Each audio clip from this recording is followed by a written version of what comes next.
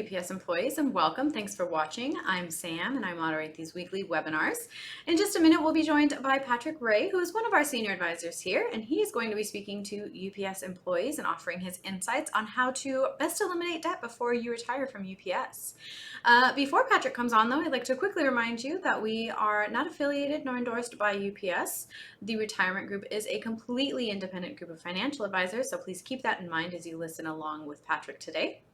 After his presentation, I will rejoin him quickly to ask him some of the questions that came through the Q&A chat throughout his presentation. Please stick around if you'd like to listen for those.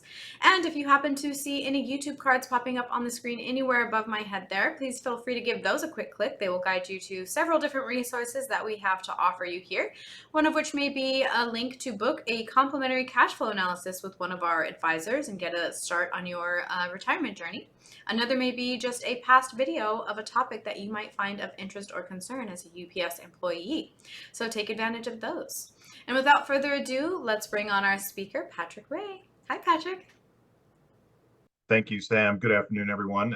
Thank you very much for joining us. We appreciate your attention today. And today I'm going to be talking about some of the strategic things that you either need to plan for or think through when you are anticipating transitioning into one of the most important financial decisions that you ever have to make, which is retirement. And so we're going to talk about the importance of being debt-free, if it's at all possible.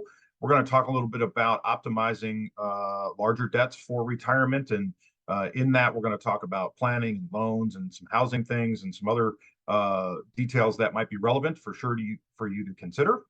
And then we're going to talk at the end about the importance of the planning process. And so in the beginning, we want to talk about the importance of being debt-free, right? It's a very simple concept, which is the idea of transitioning into retirement and having no debt.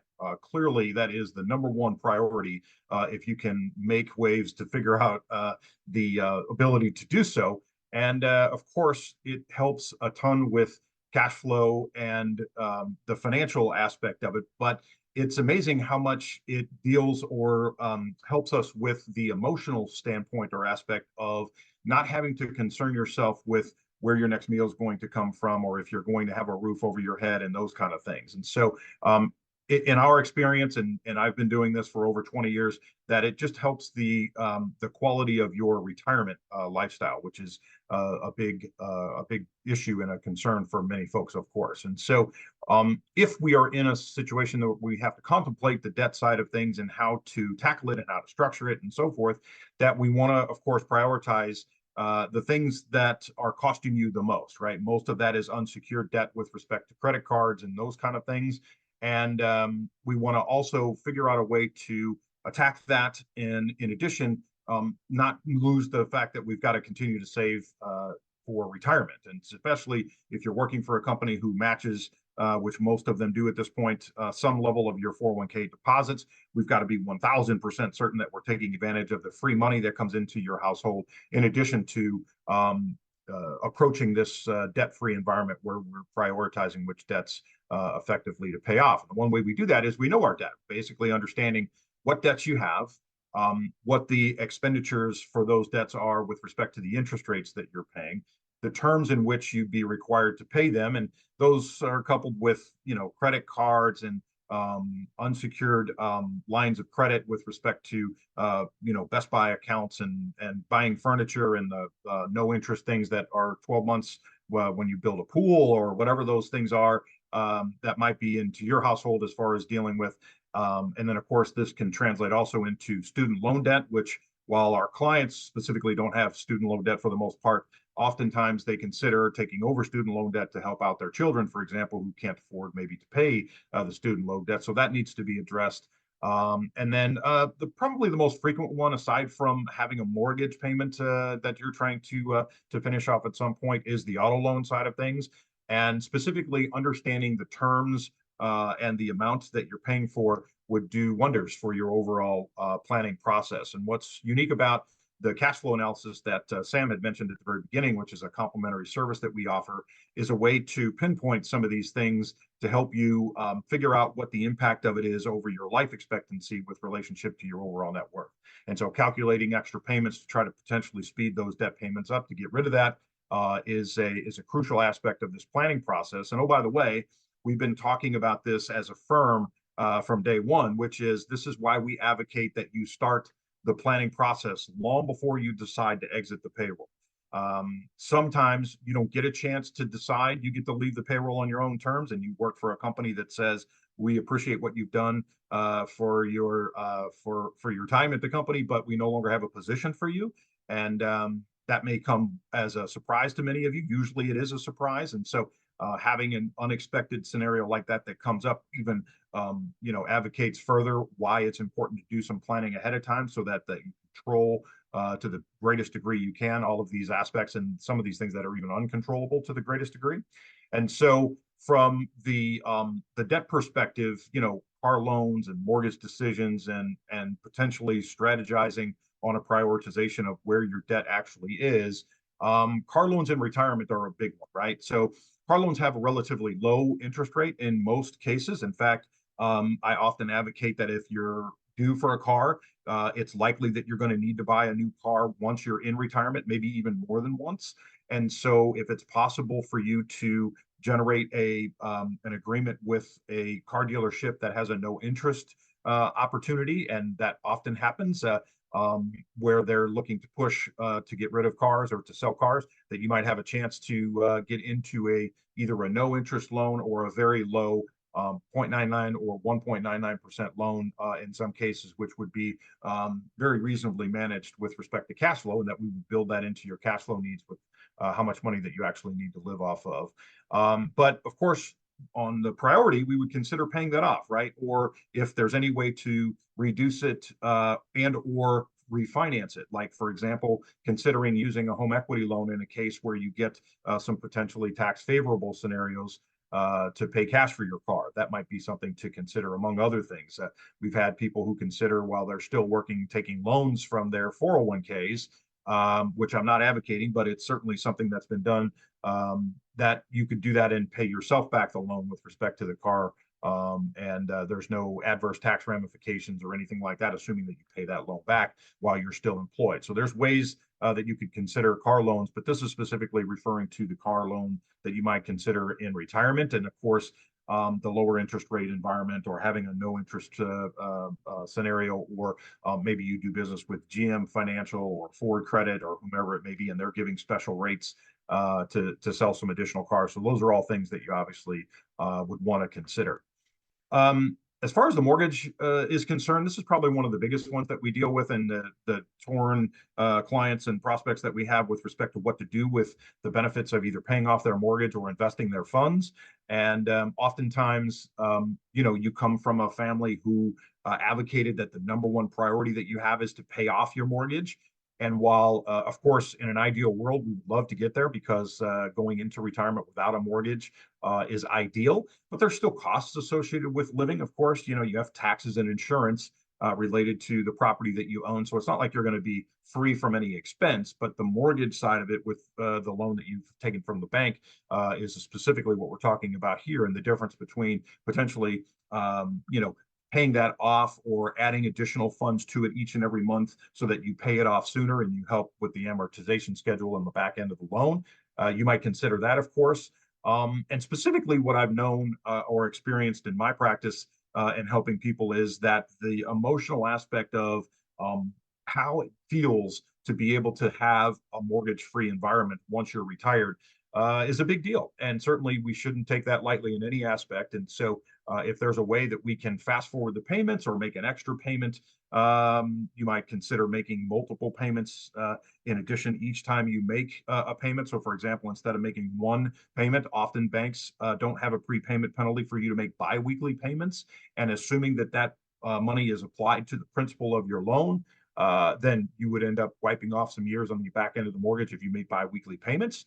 And oftentimes that means that you're making an extra payment or almost two payments in a given tax year. So you want to be careful about that. But that's something to consider. And as long as I mentioned a few minutes ago, that you're absorbing the majority of all of the funds available to you on the match in your 401k, and then you're teetering on what to do with these extra expenses or the extra income that you could potentially have because you got a raise or a promotion, then we can start talking about ways to factor in having additional payment scenarios to mortgages and cars and things like that. But we know that the mortgage decision is a big deal and it's an emotional decision. And certainly there are some strategic aspects of the mortgage discussion that we would likely need to talk further for your specific scenario if this is something that applies to you.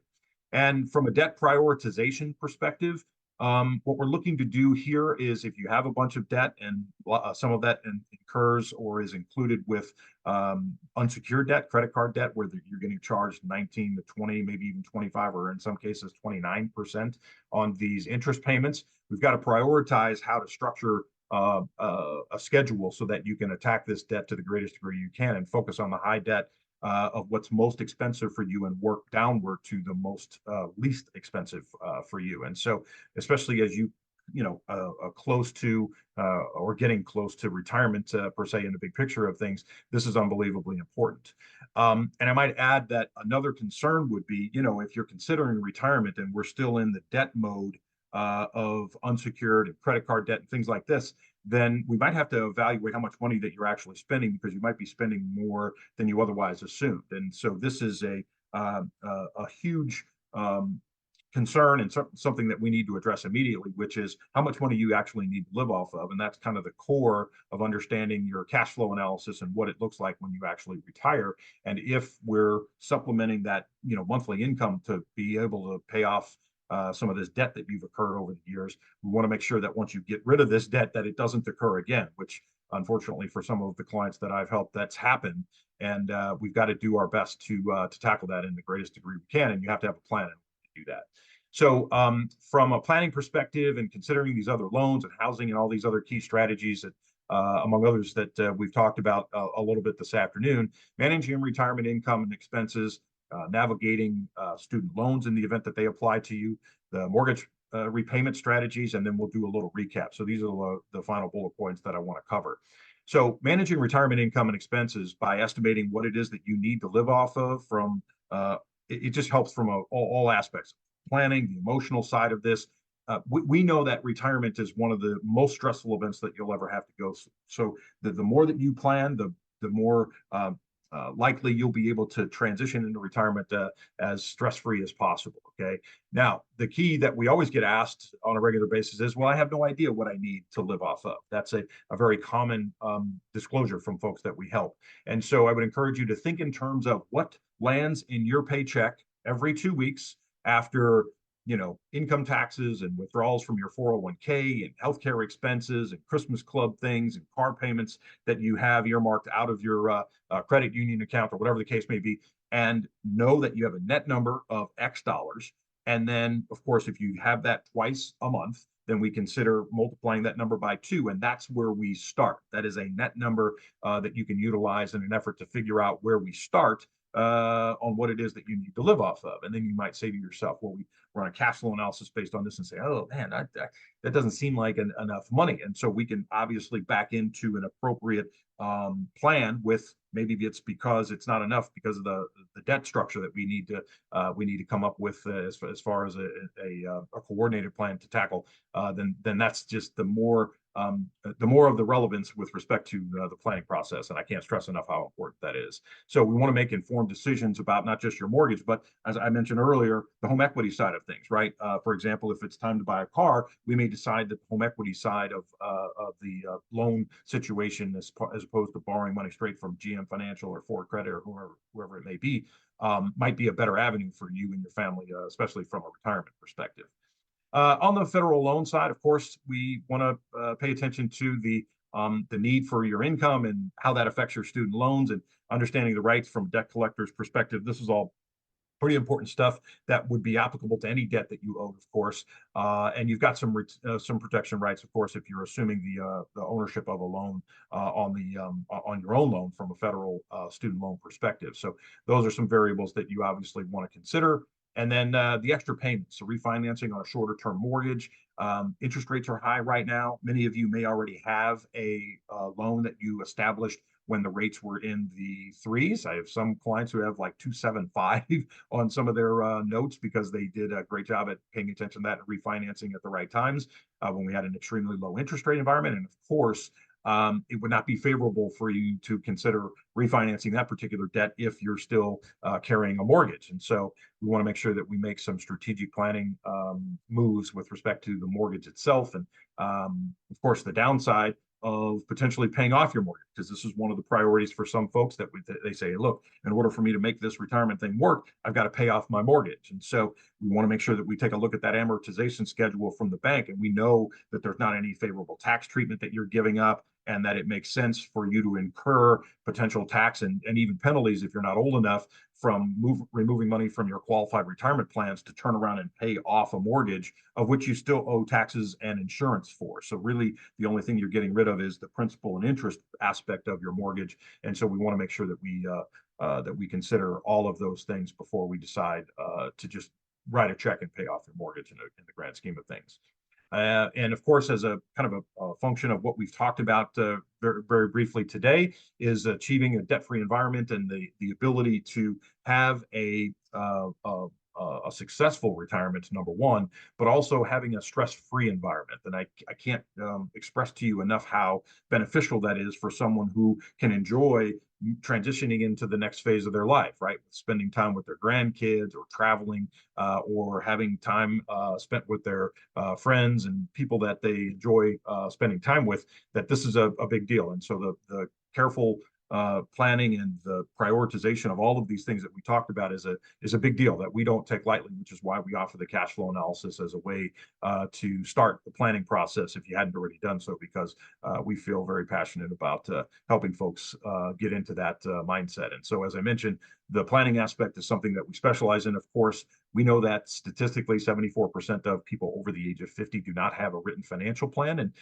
to be honest with you, there's really no excuse for that, because firms like ours do it for free. I mean, we're willing to spend some time with you if you're willing to invest some time with us and help you with some of these things that might be ultimately a priority at some point. And the sooner you do it, the better off you're ultimately going to end up being. And so the Retirement Group has been around for over 30 years. We have a ton of combined work history experience with the advisors on the team that have a specialist knowledge with some of the companies that you actually work for. A lot of Fortune 100 firms that we've been accustomed to helping employees from would be not namely. And so because we have offices all across the country and that we have an extreme and intimate knowledge of the savings plans and the retirement plans and pension plans and medical plans and all that stuff, we feel like we're a great fit for someone who's looking for a partner in retirement. And so if you want one of those cash flow complimentary analysis, you can reach out to us at info@theretirementgroup.com. Email us there and the team will get back to you for sure.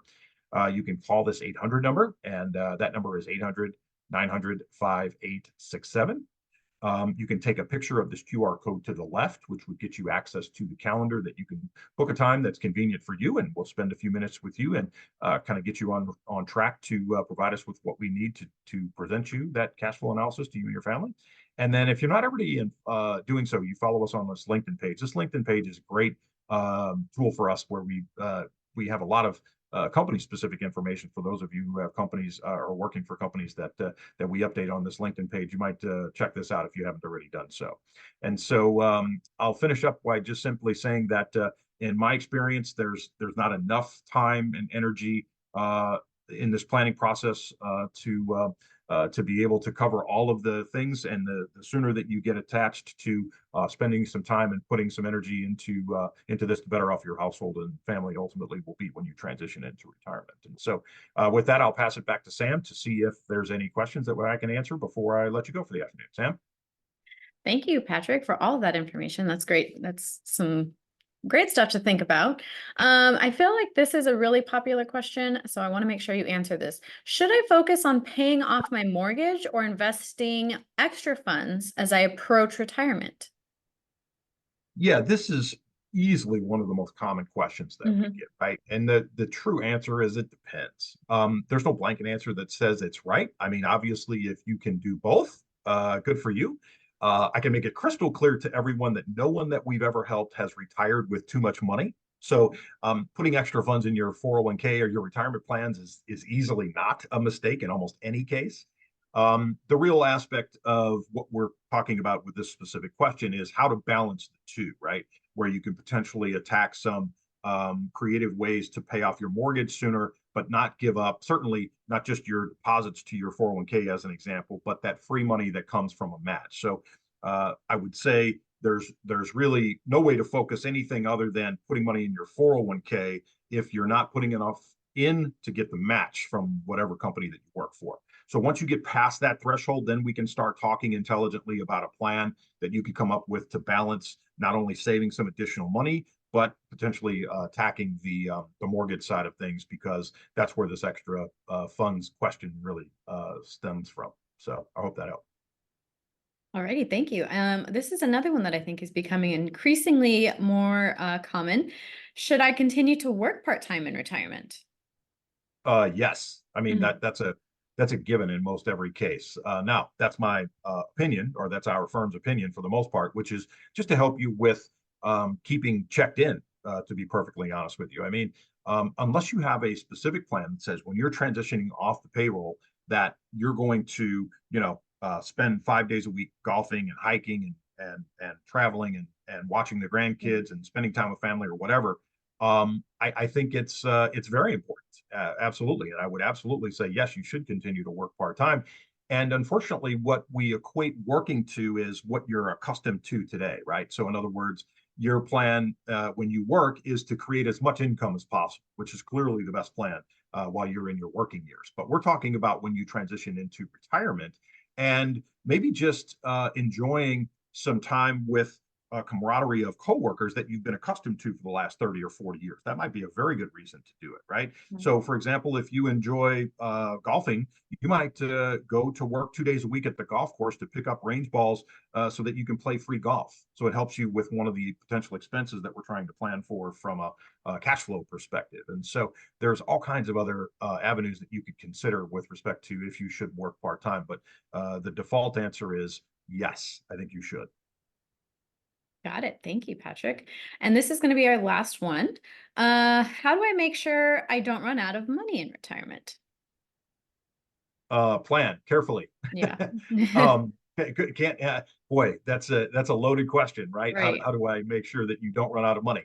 Um, have a plan and make sure that that's plan correlated. It's correlated to the things that you enjoy doing, and treat it as if you only have a defined amount, right? I mean that number that you have that you from a capital perspective that's designed to help you live for the rest of your life as a household doesn't grow anymore, and so you have to get comfortable and be at peace with understanding that when you're removing money from your retirement account, it's a finite pool. And even though those investments are potentially earning interest, which we hope obviously happens, you're still removing capital each and every month.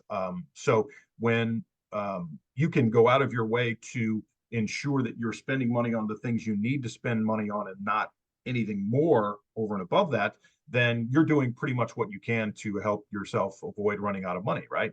But you have to be reasonable also. I mean, oftentimes I see people who they're making $4,000 a month, for example, and when I ask them how much they need in retirement, somehow they need 6,000 a month, but they're only making four. And Mhm. so that's a 50% increase in what they need to live off of. And I'm trying to understand how the math is going to work out. And it's not. And I show them that they're running out of money in their cash flow analysis by age 75. And, some of them don't listen. And it's unfortunate because we're here to help and counsel you, right? So the answer to the question is, how do you make sure you don't run out of money when you're in retirement? Is Mhm. you do your best to have a plan and then just simply focus on the plan and make sure that each and every year you review the plan, right? So you can see how much money you've removed in the last 12 months, because that's a defined period behind us, right? We know exactly what you earned as a rate of return. We know how much money you paid in fees. We know how much money you paid in taxes. And you can couple that with, if this were to continue from today going forward, this is what your plan looks like. And frankly, you can use that and base that as a comparison off of the initial plan for you to see if you're effectively on track to meet your overall long-term goals. So I hope that helps. That definitely helps. Alrighty, Patrick. That was all we had time for today. We kept it nice and short. Any last words before we go? I don't. I can't stress enough how the importance of the planning process plays a role in what it is that we're talking about, whether we're trying to tackle debt or figure out how to, manage your mortgage or additional healthcare expenses that you may have, and all of these other things.